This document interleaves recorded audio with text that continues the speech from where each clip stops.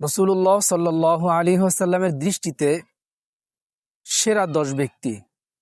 ১. যে তোমাদের মধ্যে সর্বোত্তম আচরণের অধিকারী। ২. যার বয়স দীর্ঘ হয় এবং কর্ম হয় ভালো। ৩. যে নিজে কোরআন শেখে এবং অপরকে তা শেখায়। ৪. যে মানবতার জন্য অধিক কল্যাণকর ও উপকারী।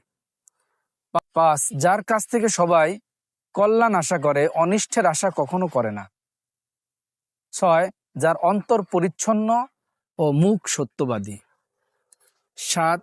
যে তার পরিবারের কাছে উত্তম বা ভালো।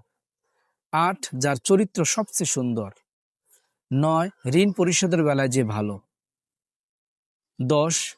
যে নিজের প্রতিবেশী ও সঙ্গীর কাছে উত্তম।